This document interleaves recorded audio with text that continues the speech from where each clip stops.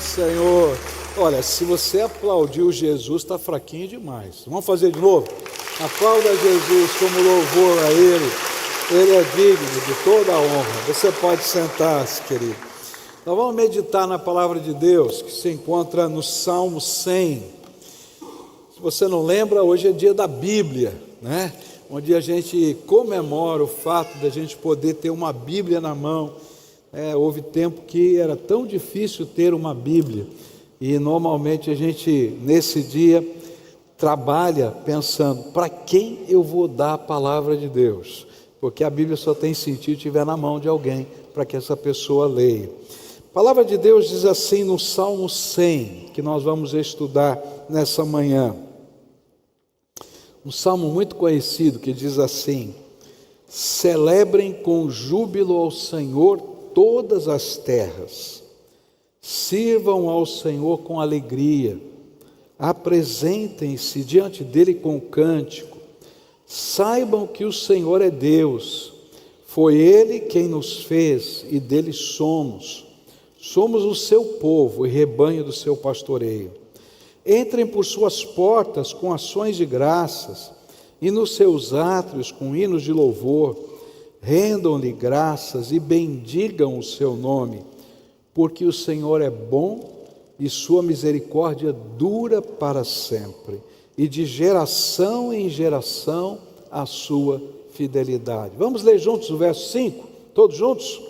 Porque o Senhor é bom, a sua misericórdia dura para sempre, e de geração em geração a sua fidelidade. É interessante que nesse salmo, o salmista faz um desafio a todos os servos do Senhor em toda a terra. E o desafio é: celebrem ao Senhor com alegria. Esse é o tema desse salmo. Celebrem ao Senhor com alegria. Agora, a pergunta que vem na minha mente, eu não sei se na sua, é: por que ele lança esse desafio a todas as pessoas da terra? Celebrem ao Senhor com alegria. E eu acho que a resposta que a gente precisa para essa pergunta vem da história do povo de Israel. Eu acho que naquele momento o salmista estava lembrando da história do seu povo, e por isso ele estava dizendo: ó povo de Deus, ó todas as nações da terra, celebrem ao Senhor com alegria. Porque a tendência humana não é celebrar Deus, é murmurar. Fala a verdade, não é isso mesmo? Eu me lembro de ter participado de um culto ao ar livre quando eu era adolescente, lá no centro da cidade de São Paulo. Então você pode imaginar, centro da cidade de São Paulo, aquelas ruas movimentadas, lá existem alguns calçadões onde os carros não passam, e gente para tudo quanto é lado, estação de metrô, aquela coisa assim, uma gente passando para tudo quanto era lado, e bem naquele Largo da Misericórdia, no centro da cidade de São Paulo, aquele grupo de jovens que eu acompanhava como adolescente, fazia cultos ao ar livre. Os jovens que dirigiam aquele culto naquela época, eles tinham uma tática, um jeito de chamar a atenção, porque as pessoas estão correndo, um está trabalhando, tem que pegar o trem, outro tem que pegar o metrô, ninguém quer parar para nada. Então eles tinham uma técnica para chamar a atenção do povo, para ouvir a mensagem da palavra de Deus.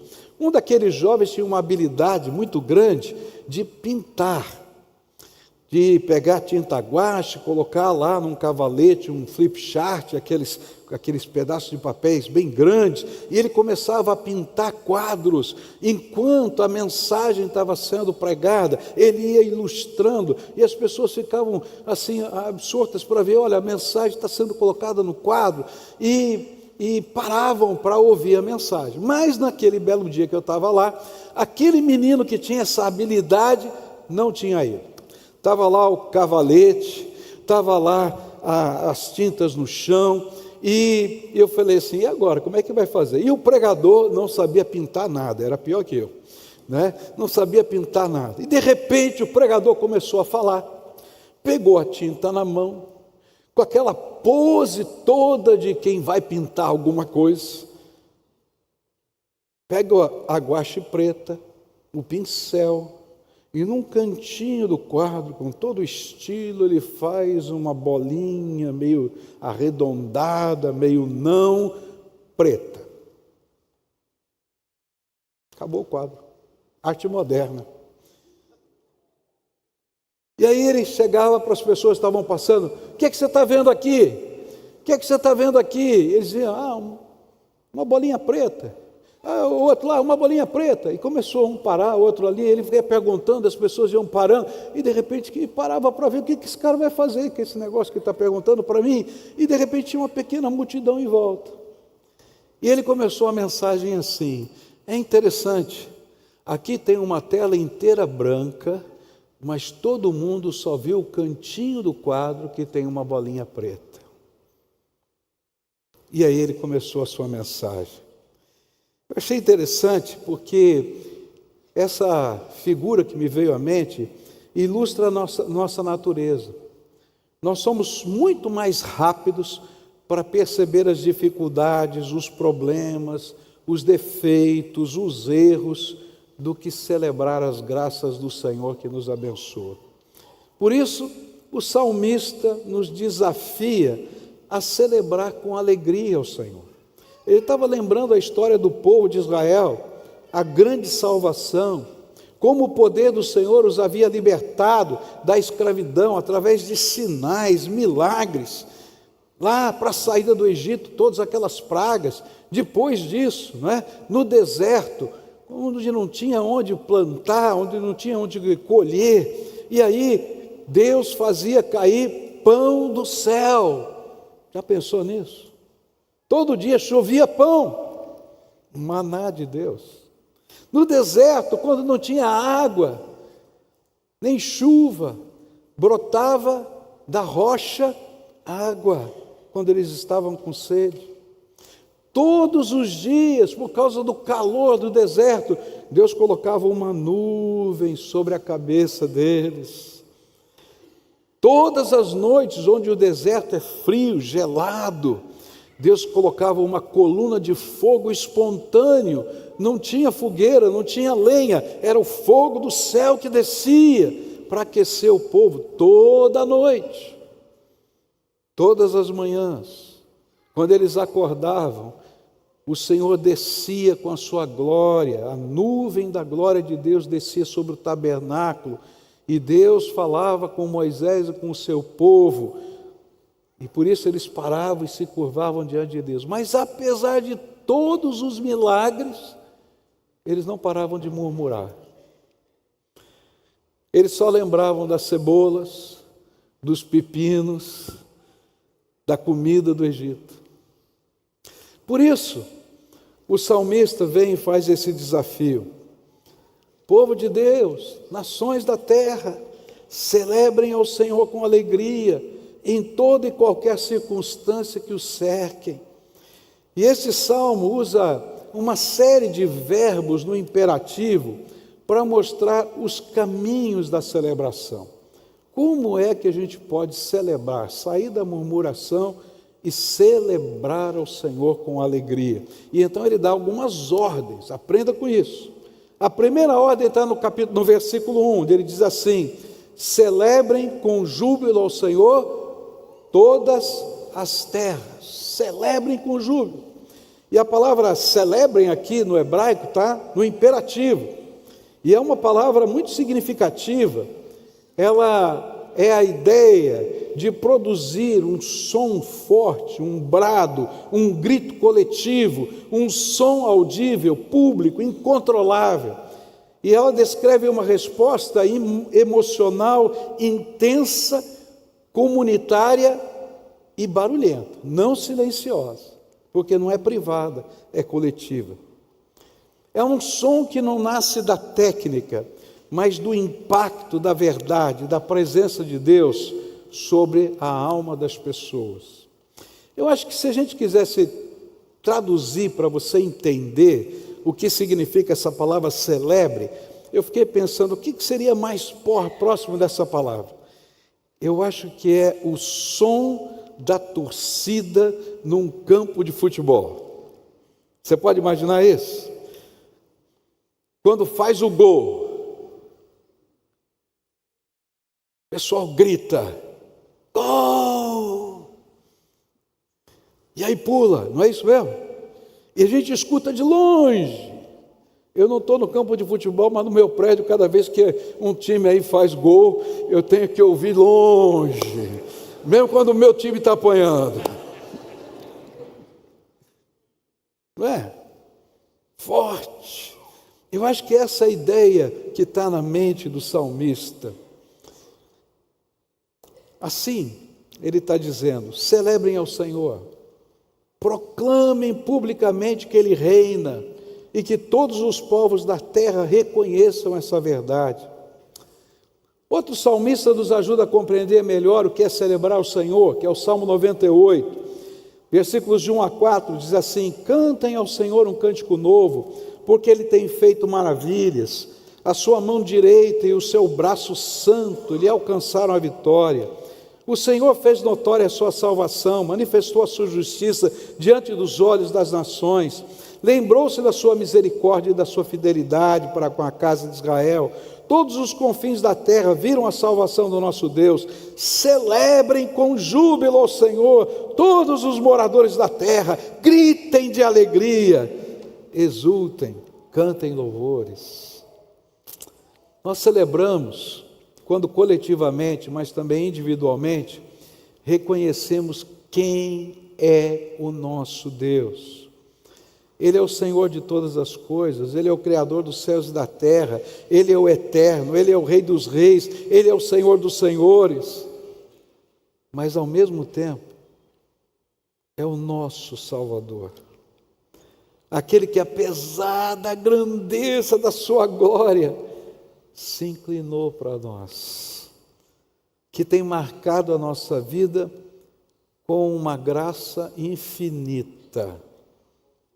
Nós celebramos quando entendemos o privilégio que temos de, apesar de ser tão pequenininhos, fracos e o pior, pecadores. Pode olhar para quem está perto de você e dizer: pecador, fala aí. Agora escuta você também: pecador, pecador. Apesar de você ser pecador, Deus se inclinou para você com misericórdia.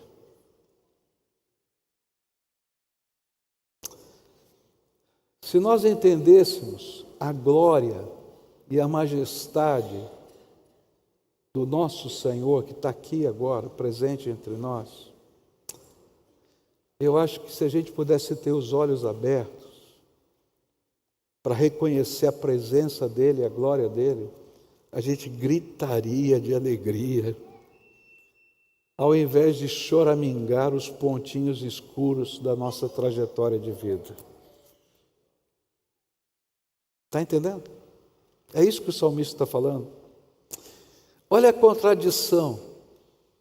Nós gritamos no estádio por homens que nem sabem o nosso nome. Hoje eu tive que ouvir aqui, né? Nós estamos orando pelo Uruguai, pelo Arrascaeta. Verdade, ouvi hoje isso. Nós gritamos no estádio por homens que nem sabem o nosso nome. Nós celebramos gols que amanhã vão ser esquecidos. Mas muitas vezes nós ficamos em silêncio diante do Deus Todo-Poderoso, aquele que nos sustentou no hospital, nos trouxe de volta para casa, nos manteve vivos, que com a sua graça comprou a nossa salvação. Celebrar com júbilo ao Senhor é o apelo do céu ao nosso coração. É como se Deus dissesse assim para mim e para você: pare de olhar para os pontinhos escuros no canto inferior do quadro da sua vida. Olhe para toda a tela, veja a obra de arte que eu mesmo estou fazendo na sua vida. no meio do tecido escuro, às vezes, da nossa luta, a fio de ouro que Deus está entretecendo, das tantas coisas e das tantas cores que Ele vai acrescentando. Para de olhar só para si mesmo e olhe para aquele que lhe ama e deixe o amor dele o fazer gritar de alegria. Olhe para a grandeza, o poder daquele que nos salva e o louve, celebre, grite de alegria. Deus é bom. Ó, não celebrou nada. Deus é bom. É isso aí, celebre ao Senhor. É como se o salmista estivesse dizendo: grite de forma que aqueles que se opõem tremam diante do nosso brado de fé vitorioso. Ele reina, Ele é Senhor. Grite a ponto de outros que temem ao Senhor serem conduzidos à exaltação pela vibração da nossa alma. Talvez um dos cultos mais impressionantes que eu assisti no YouTube foi no Egito, há alguns anos atrás, quando jovens cristãos, cerca de 10 mil deles, se reuniram na Cave Church, uma igreja cavada na rocha para 10 mil pessoas. E jovens de todas as denominações estavam lá orando pelo Egito. E houve um momento de exaltação e louvor, e alguém começou a gritar a glória do nome de Jesus. E o outro começou a gritar do lado, e outro do lado, e outro do lado. E 10 mil jovens, por mais de 15 minutos sem parar, gritavam a glória do nome de Jesus sobre a terra do Egito. A gente começava a ver aquilo. No começo a gente parecia assim estranho, os jovens gritando. Mas depois parecia que a presença de Deus os envolvia e nos envolvia. É disso que o salmista está falando. Esse grito de celebração não é barulho vazio, é o transbordar de uma alma que foi tocada pela verdade. Quando percebemos quem é Deus, quando entendemos que pertencemos a Ele e quando sentimos o peso do perdão e a leveza da graça, algo acontece dentro de nós e a celebração se torna inevitável. O problema não é a falta de motivos para celebrar. O problema é que muitas vezes nós estamos olhando apenas para o pontinho escuro, no cantinho da vida, ignorando a imensa obra de Deus que está pintada na tela da nossa vida. O salmista nos ensina, e hoje ele está dizendo para a gente: tire os olhos dos seus pontinhos escuros e coloque-os na grandeza do seu Senhor, e a celebração virá como uma alegria inexplicável da alma. É isso que o apóstolo Pedro ensinou em 1 Pedro, capítulo 1, versículos 7 a 9. Ele vai dizer assim: uma vez confirmado o valor da fé que vocês têm, muito mais precioso do que o ouro perecível, mesmo apurado pelo fogo, resulte em louvor, glória e honra na revelação de Jesus Cristo. Mesmo sem tê-lo visto, vocês o amam. Mesmo não o vendo agora, mas crendo nele exultam, com uma alegria indescritível e cheia de glória. E essa palavra indescritível, no grego, é não capaz de ser colocadas em palavras. Não existe palavra em português para isso. Obtendo o alvo dessa fé, a salvação da alma. Ele está dizendo, algo acontece dentro da alma quando a gente enxerga Deus como Senhor da nossa vida e a gente explode em adoração. Mas se o foco está no pontinho escuro, Eu não consigo fazer isso. Por isso, o salmista vai para a segunda ordem. E a segunda ordem é um verbo que está aqui no versículo 3. Saibam que o Senhor é Deus. Repita comigo. Saibam que o Senhor é Deus. Olha só, foi Ele quem nos fez e dele somos. Somos seu povo e rebanho do seu pastoreio.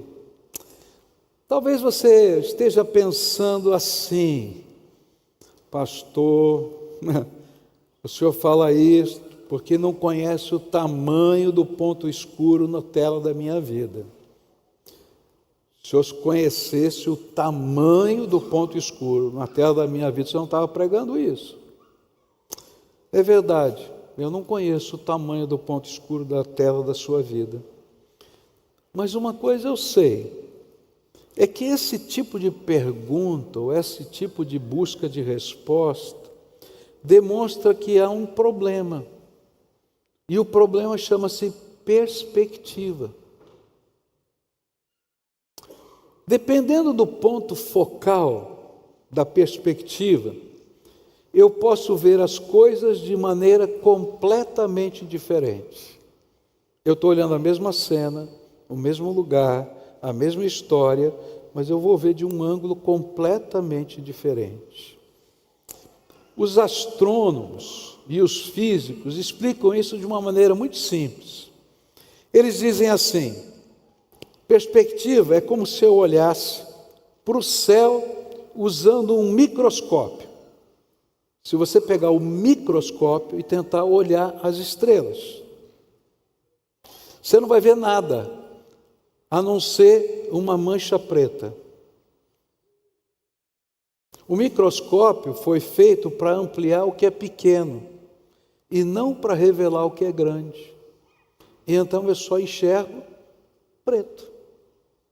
Mas se você pegar um telescópio e olhar para o mesmo céu, o que antes parecia apenas uma escuridão se enche de estrelas, constelações, galáxias, luzes que estavam lá o tempo todo, mas invisíveis pelo olhar errado.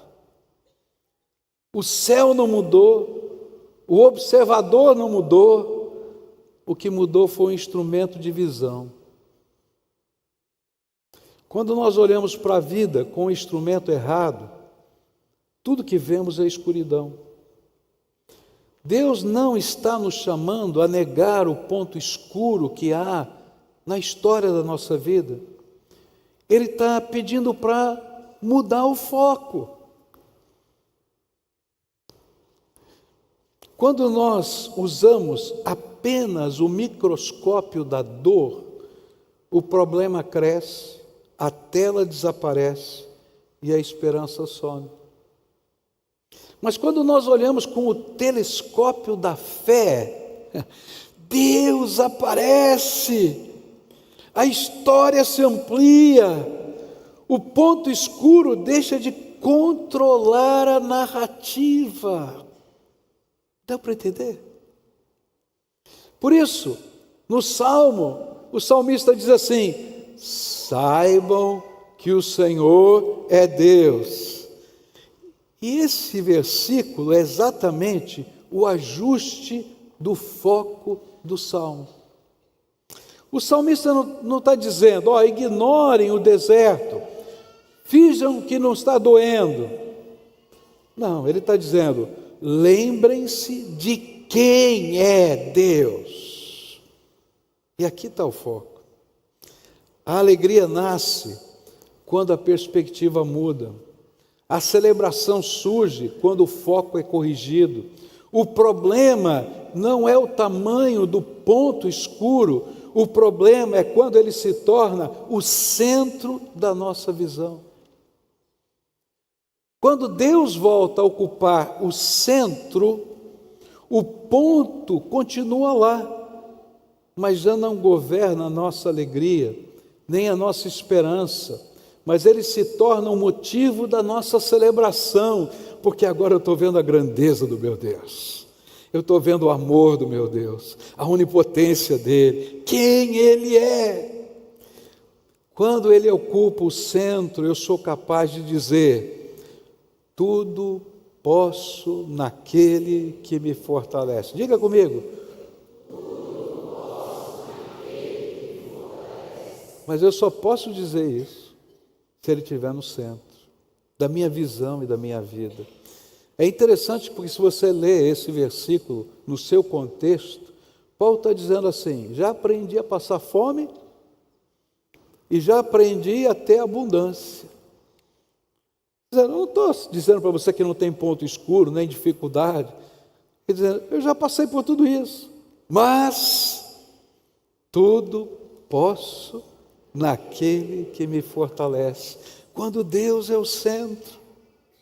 Por isso ele usa esse imperativo: saibam, que significa não mero conhecimento intelectual, mas conhecimento relacional, experiencial, pactual. Eu tenho comunhão com esse Deus. Não é saibam sobre Deus, mas reconheçam-no como seu Deus. Isso envolve intimidade, aliança, compromisso existencial. A celebração pode começar na mente, mas precisa terminar no coração. Precisa passar pelo senso de pertencimento exclusivo. E são estes os argumentos que ele apresenta para esta ordem. Ele vai dizer assim: saiba que o Senhor é Deus e que foi Ele quem nos fez. Dele somos o seu povo, rebanho do seu pastoreio.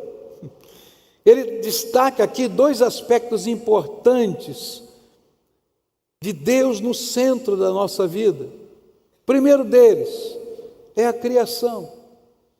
Ele está dizendo assim: olha, Deus precisa estar no centro da sua vida, porque Ele é seu Criador, foi Ele que fez você. O sopro da vida que está dentro de você veio dEle, e um dia vai voltar para Ele. É isso que a Bíblia ensina. Você não é independente, você não é autônomo. Ele é o dono da nossa existência por direito de criação. Mas aí ele vai dizer assim: mas tem uma outra coisa. É que ele precisa ser o centro por causa do direito dele de eleição. E ele vai dizer: somos o seu povo e o seu rebanho. E aí está dizendo assim: apesar de Deus ter o direito de ser dono da sua vida porque Ele criou você, Ele escolheu você. Olha que coisa linda. A Bíblia vai dizer algumas coisas que parecem uma loucura. Ele diz assim: antes da fundação do mundo, Deus já te amou. Ele já sabia que você ia existir e te amou. Antes da fundação do mundo, Ele te escolheu. A Bíblia vai dizer no Salmo 139 que quando você estava sendo gerado no ventre da sua mãe,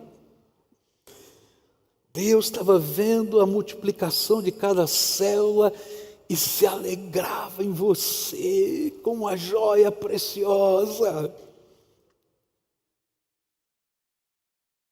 Está entendendo? Quando você nasceu, começou a crescer, Ele continuou te amando e foi procurar você.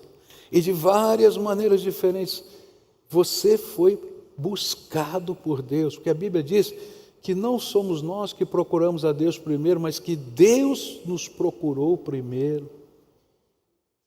Ele está dizendo: olha, coloca Deus no centro, porque Ele escolheu você para ser parte do povo dEle, nação santa. Povo escolhido. Isto é fruto de um amor cheio de graça. E assim, quando nós sabemos, quando nós experimentamos isso, quando nós vivenciamos isso, quando entendemos que pertencemos ao Senhor e que Ele desejou ser o nosso Deus e o nosso pastor, o senso de perspectiva muda completamente. Entendemos que sempre teremos um futuro e uma esperança que procede de Deus. E é isso que o profeta vai dizer para a gente lá em Jeremias 29, versículos 11 a 13.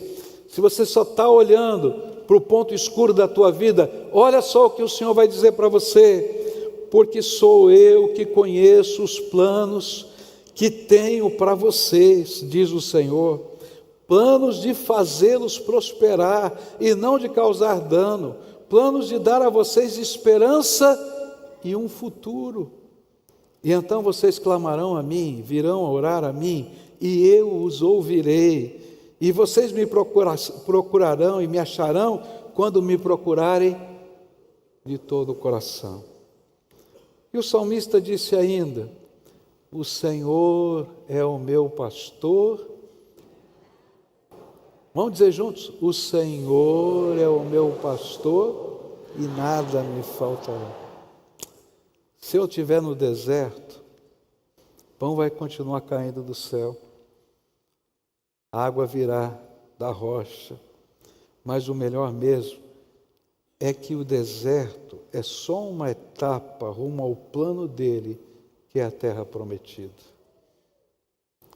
Há um futuro e uma esperança. O ponto escuro que você está vivendo é só um pedaço, tem um quadro maior.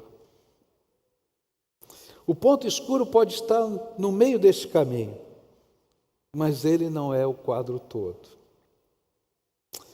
Talvez existam vários pontos escuros e outros coloridos, mas a figura que está sendo desenhada pelo artista é muito maior, mais bela, muito mais que um ponto escuro ampliado.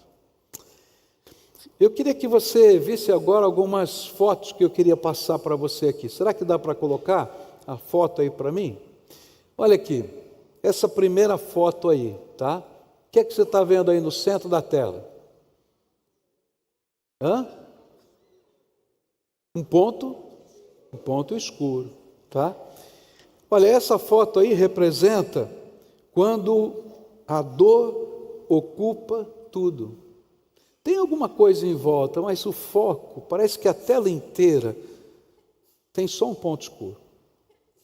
Mas quando Deus começa a trabalhar na nossa vida, a foto muda um pouquinho de perspectiva. E quando a perspectiva começa a mudar, parece que o ponto escuro continua lá, bem grande, não é?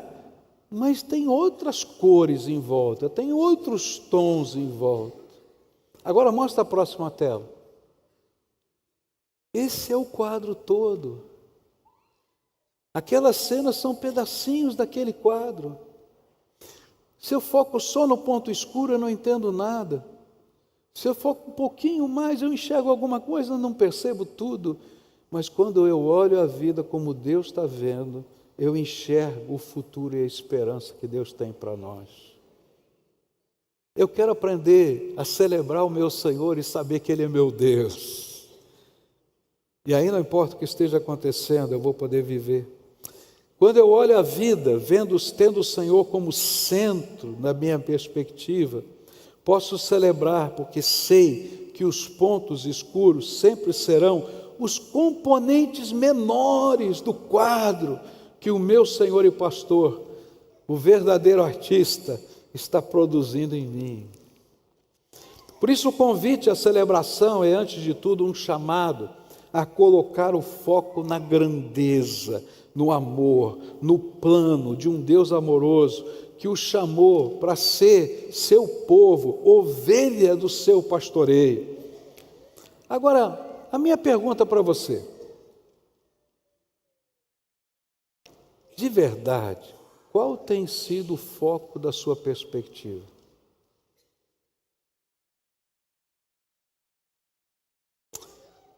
Jesus está chamando você a celebrar, mas para isso ele precisa ser o foco da sua perspectiva. Você olhar todas as coisas da vida na perspectiva dele, pedir que ele lhe revele essa perspectiva. Terceira e última que eu quero falar de manhã.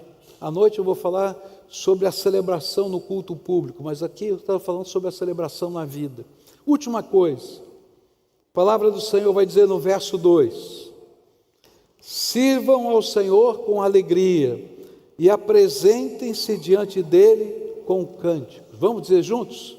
Sirvam ao Senhor com alegria e apresentem-se diante dele com cânticos. Terceiro imperativo que nos ensina como celebrar o Senhor é: sirvam. Aparece no verso 2 que nós lemos. É interessante, pois essa palavra é usada tanto no sentido do trabalho secular, quanto no sentido de prestação de culto. E nisso há uma grande lição. Para Deus não há separação entre vida cotidiana e culto. Você tem que servir ao Senhor em qualquer lugar. Ou seja, a sua vida precisa ser um culto ao Senhor em qualquer lugar ou função que você exerça. O culto é você celebrando ao Senhor. A palavra de Deus vai ensinar que você existe para glorificar, honrar, servir ao Senhor. E a sua vida é para o louvor da sua glória, está lá em Efésios. Você existe para o louvor da glória de Deus. Isso não é ativismo religioso. E servir ao Senhor não é voluntariado. Por quê? O voluntário só faz o que gosta, quando quer e quando tem vontade. Eu não sou voluntário, eu sou servo do Senhor. Eu sirvo ao Senhor por causa da alegria que Ele colocou no meu coração de ser o meu Salvador e meu Senhor. É isso que a Bíblia está dizendo. É uma santa consagração que gera alegria, que vem do privilégio de ser um ministro de Deus nessa terra. É isso que o salmista está dizendo. Não importa qual a sua profissão, você não é pastor, mas você é ministro de Deus nessa terra, porque o Senhor fez de você parte do seu povo, sacerdócio santo, possessão exclusiva. E a verdadeira alegria bíblica se expressa em uma consagração obediente, voluntária, para toda e qualquer obra que o Senhor nos colocar. E esta é a celebração através do serviço. Tudo que Deus colocar na minha mão, eu vou fazer com muita alegria, porque eu faço para Deus. É o que fazemos com prazer de pertencer a Deus. Tanto que podemos fazê-lo cantando. É isso que o salmista está dizendo. Eu sirvo ao Senhor cantando. Não é que eu canto para servir ao Senhor. Eu estou servindo ao Senhor com alegria, cantando. Prazer. Por isso a alegria no serviço não depende da tarefa, mas do Senhor a quem servimos. A alegria que vem de Deus não nos afasta do serviço, ela nos sustenta no serviço. Porque há serviços que são difíceis, mas Ele nos sustenta. Agora presta atenção, Deus não é honrado por servos que prefiram estar em outro lugar. Por que Deus ficou tão irado com o povo de Israel? Por que Deus não gostava da murmuração do povo? Porque enquanto Deus estava fazendo milagres, salvando aquele povo, revelando a sua glória, eles eram um povo exclusivo, eles queriam voltar para o Egito. Eles estavam com saudade do Egito. Eles estavam dizendo: Deus, está difícil demais ser teu servo, deixa eu voltar para a minha vidinha. Isso é pecado. No mínimo é ingratidão. No mínimo é ingratidão. E a grande pergunta que esse texto nos faz é: você serve porque tem prazer em Deus? Ou você só faz o que gosta? Está entendendo? Eu duvido que tenha uma mãe que tenha prazer de trocar fralda de cocô. Ou o pai. É verdade ou não é? E ainda que hoje a fralda é descartável. Porque lá atrás tinha que lavar. Eu duvido que o papai e a mamãe tenham prazer de ouvir a criança gritar: papai, mamãe, acabei!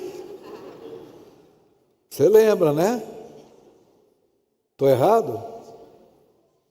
E nas horas mais você está comendo aquela lasanha. Estou errado?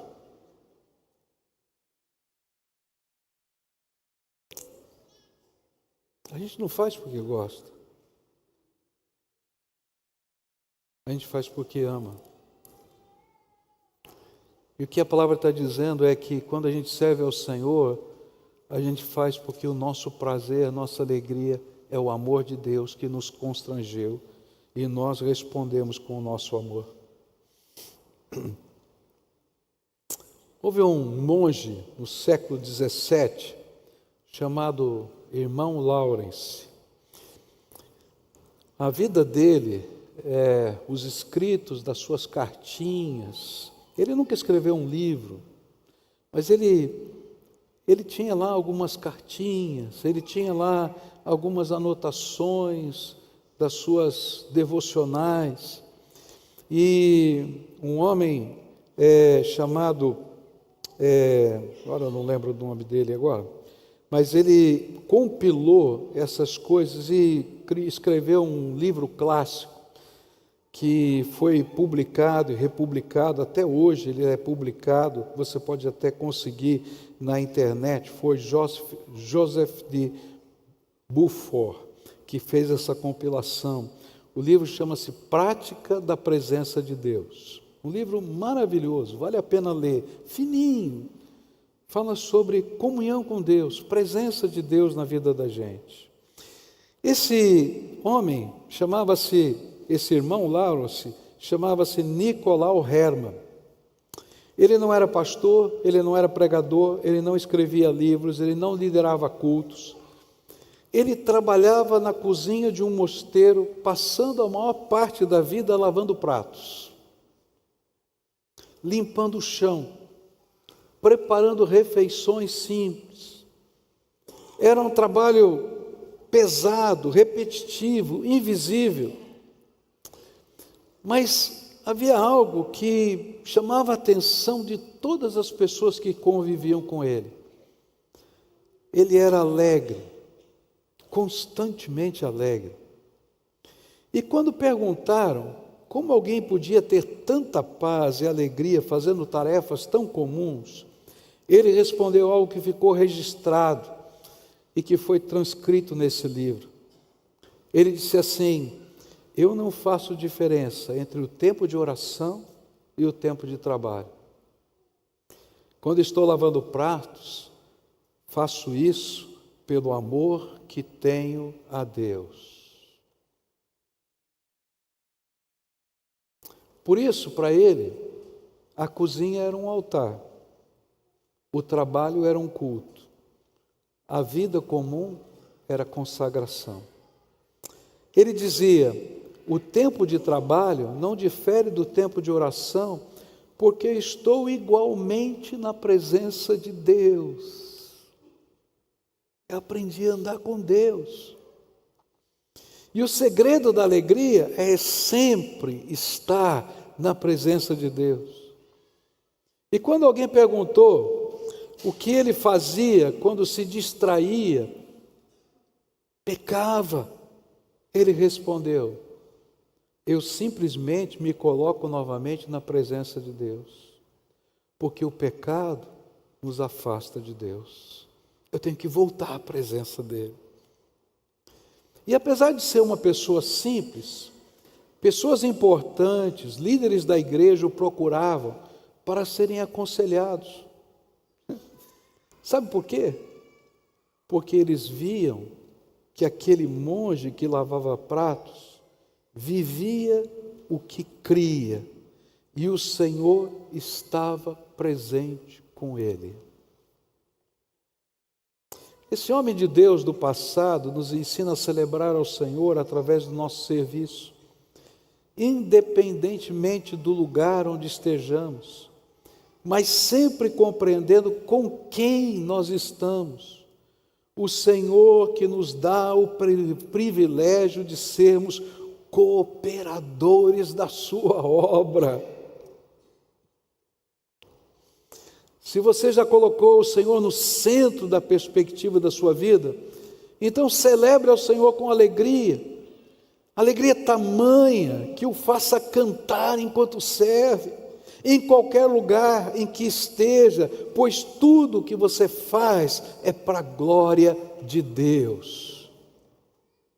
Nosso serviço vira celebração a Deus quando entendemos o que Paulo nos ensinou.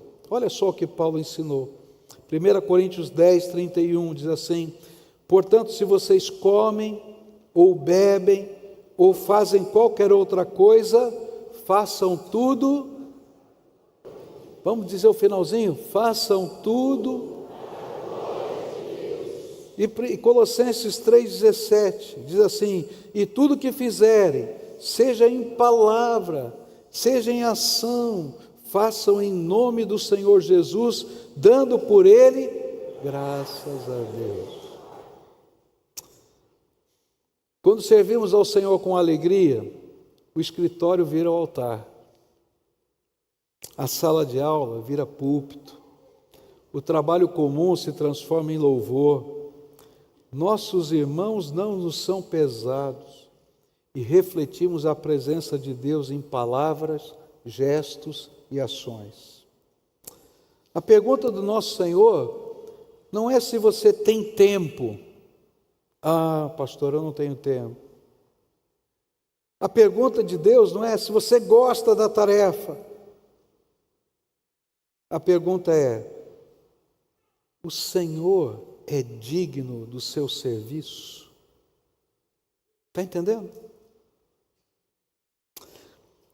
Talvez Deus não esteja chamando você para um púlpito, mas Ele está chamando você para servir a sua família com alegria, lá na sua casa. Tudo que você fizer para a glória de Deus, até aquelas coisinhas chatas, é para a glória de Deus. Talvez Ele esteja dizendo para você, você está lá no teu serviço, tem um chefe horrível, mas olha, trabalhe com excelência e integridade, porque tudo que você faz é para a minha glória. Se você tiver que cuidar de pessoas, e cuidar de pessoas é difícil. Todos nós somos gente difícil. Olha para quem está pensando, você é difícil. Agora, escuta alguém dizer para você, você também. E é verdade, não é verdade? Gente é difícil. Cuide das pessoas sem murmuração. Porque quando você está cuidando delas, você está fazendo para a glória de Deus, para Jesus, porque são ovelhinhas de Jesus. Use os seus dons no corpo de Cristo, para a glória de Deus. Pare de reclamar, sirva. Pare de cantar no culto e murmurar na segunda-feira. Entendeu? O que o Senhor está pedindo que você faça não é algo extraordinário. Ele está pedindo que você consagre o ordinário da sua vida para a glória dele. Às vezes a gente só imagina que a gente vai poder servir ao Senhor se Ele fizer o extraordinário primeiro. Mas a gente começa consagrando o ordinário da nossa vida e nós acabamos glorificando a Deus e vendo o extraordinário. Eu ouvi 2 testemunhos, um aqui nessa igreja, de uma menina chamada Suliane. Foi esse ano, no carnaval, né? Foi isso? Em que ela veio aqui. Foi no carnaval, não? Não me lembro, foi no aniversário da igreja, né? Ela veio aqui, uma moça que nasceu sem os seus membros, tem um toquinho de pé. Essa mulher, com o corpo deformado, entendeu que não era um acidente, que ela existia para a glória de Deus. E essa mulher já pregou em vários lugares do mundo, porque ela consagrou o ordinário e Deus fez o extraordinário. Eu ouvi o testemunho lá em Curitiba de uma moça que tem paralisia cerebral, muita dificuldade para mexer os braços, não anda, para falar, para articular a voz é tão difícil. E o sonho dela era cantar louvores ao Senhor. Ela dizia: Senhor, quando o Senhor me curar, eu vou cantar para a tua glória. E o Senhor falou para ela: por que eu tenho que curar você para você cantar para a minha glória? Canta agora. E um dia ela foi no culto e pediu para a gente assim: posso cantar? E eu falei: misericórdia.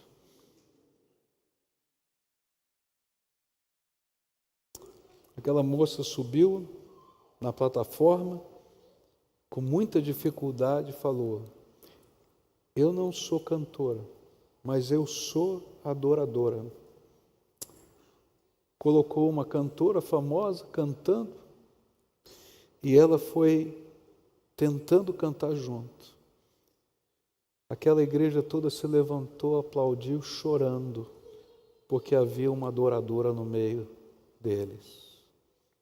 Quando a gente consagra o ordinário, Deus faz o extraordinário. Essa mulher já viajou o Brasil inteiro, cantando louvores ao Senhor. Porque ela não é uma cantora. Sabe, não tem uma limusine esperando ela lá. Ela sai numa cadeira de rodas, tem que ser acompanhada por alguém, colocada no assento, tirada do assento. Mas ela é uma adoradora. É disso que o salmista está falando. A minha pergunta para você é: onde você precisa começar a servir ao Senhor com alegria? Lembra que a gente começa no ordinário, quem sabe na sua casa, quem sabe no seu trabalho, quem sabe na sua igreja, quem sabe num ministério que você tem evitado, ou quem sabe na mudança de atitude com que você já tem servido. Talvez o seu maior problema não seja a tarefa, mas o fato de você estar fazendo tudo longe da presença de Deus. Porque se Deus está presente, você vai fazer com alegria. O segredo não é mudar de lugar, porque às vezes a gente imagina que a gente muda de igreja, muda de cidade, muda de emprego e vai resolver tudo. O segredo é mudar como a gente caminha. Não espere o serviço ideal, o ministério ideal para servir a Deus. Sirva a Deus onde você está e transforme o lugar onde você está em um altar para a glória do Senhor. E aí, como o irmão Laures, você vai poder dizer hoje: Senhor, a partir de agora eu vou lavar pratos, trabalhar, cuidar, servir na tua presença e para a tua glória. Celebre ao Senhor. A minha oração e a sua precisa ser: Senhor, eu quero oferecer a minha vida como um culto ao Senhor. Não dá para celebrar o Senhor sem que a nossa vida seja um culto. O culto não é um lugar que a gente vai. Às vezes a gente diz assim: eu vou ao culto. O culto não é um lugar. O lugar existe, O ajuntamento precisa acontecer, eu vou falar sobre isso hoje à noite, o valor do culto comunitário. Mas eu e você somos o verdadeiro culto, em qualquer lugar em que estejamos. Nessa manhã eu queria concluir essa mensagem orando com você, como sempre a gente faz. Por que eu faço isso? Algumas vezes alguém pergunta, pastor, por que o senhor termina o culto assim, sempre orando? É porque eu creio que se Deus falou ao nosso coração, Ele é digno de uma resposta. A palavra de Deus diz que Ele está presente aqui. Que o Espírito Santo está passeando no meio da gente aqui. A palavra de Deus é clara que isso vai acontecer. A bondade e a misericórdia do Senhor está aqui, nessa hora, passeando por nós. Mas Ele está falando comigo e com você. Então, qual vai ser a nossa resposta à palavra do Senhor? O que a gente aprendeu hoje? 3 coisas. Celebre ao Senhor. Às vezes você grita lá pelo gol, pelo seu time. Será que você celebra com a mesma intensidade a bondade de Deus na sua vida? Segunda coisa, quando o microscópio da dor está na minha vida, eu só enxergo os pontos pretos. Mas se Deus está no centro, eu vou poder enxergar a amplitude do que Deus está fazendo. E aí eu creio que há um futuro e uma esperança. E aí eu sirvo ao Senhor com alegria, não porque é uma tarefa maravilhosa, mas porque a presença de Deus me basta. Você é o culto. Só que às vezes esse culto está desfocado. E hoje eu quero orar para que Deus esteja no centro, para que Ele seja o Senhor da visão, da vida, do propósito, da família, do trabalho. Que seja tempo de adoração, mas de uma adoração diferente. Você é o sacrifício vivo, santo e agradável a Deus. Você é o culto que se oferece no altar. Então curva sua fronte agora e faça sua entrega. Senhor, Tu falaste comigo alguma coisa. O que o Espírito Santo falou com você? Responde à voz do Espírito. Confessa aquilo que Deus te mostrou. Pede para Ele restaurar a visão na tua alma, o sentimento do amor no teu coração, a centralidade da presença dEle. Invoca a presença do Espírito Santo e dá direção para Ele. O Espírito Santo pode vir aqui dirigir.